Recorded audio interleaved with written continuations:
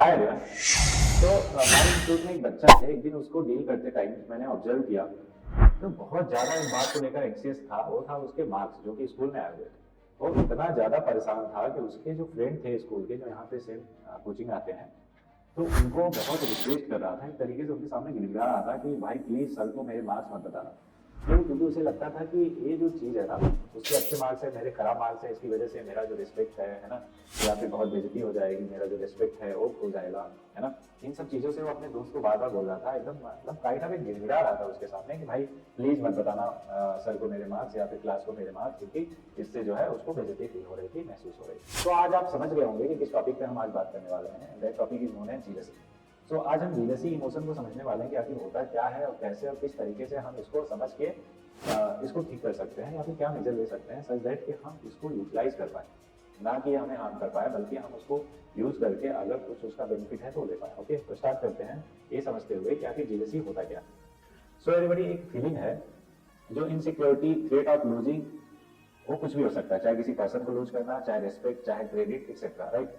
इन सबको लूज करने का जो फीलिंग हमारे अंदर होता है ना, उसी को हम जीलसी बोलते हैं। अगर रिसर्चर की माने तो उनके हिसाब से जो अनचेक जीलसी होती है ना एवरीबॉडी, वो depression, anxiety, lower self esteem और एग्रेशन में कन्वर्ट हो जाती है और हमें पता नहीं चलता। इसलिए हमें जीलसी लेवल कितना है कितना नहीं, हमेशा इंट्रोस्पेक्शन होना चाहिए उसके रिगार्डिंग, राइट।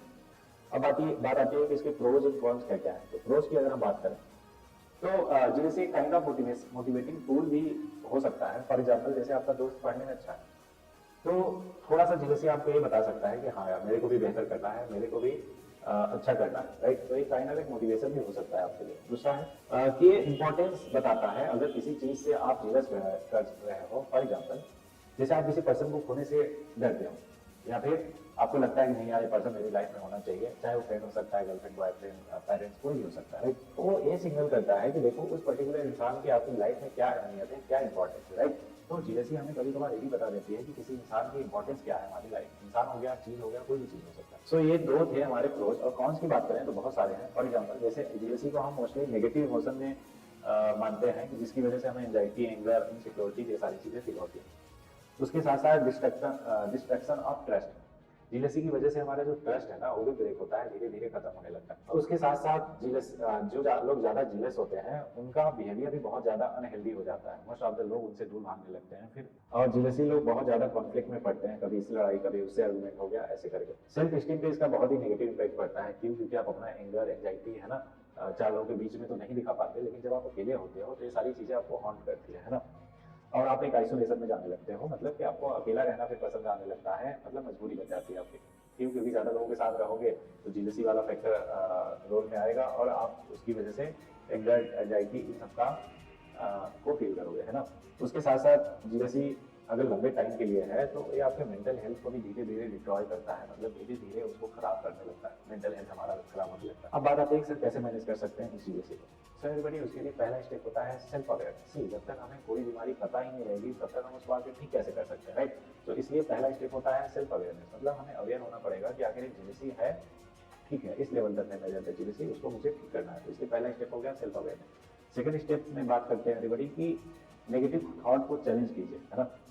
चैलेंज कीजिए कि आखिर कोई भी चीज आपके दिमाग में चल रहा है किसी पर्सन के प्रति, तो उसको डायरेक्ट बात करके उस चीज को सॉर्ट आउट कीजिए, क्लियर कीजिए। क्योंकि कभी कभार क्या होता है कि हम बिना जाने समझे, बिना फैक्ट्स को चेक किए, बिना किसी बात के ट्रूथ तक पहुंचे, है ना, उसको हम मान लेते हैं और आप अपने मन में ही परेशान होते रहते हैं, राइट। तो इसलिए हमेशा नेगेटिव थॉट को चैलेंज कीजिए, उसको चेक कीजिए कि ये सही है या गलत है।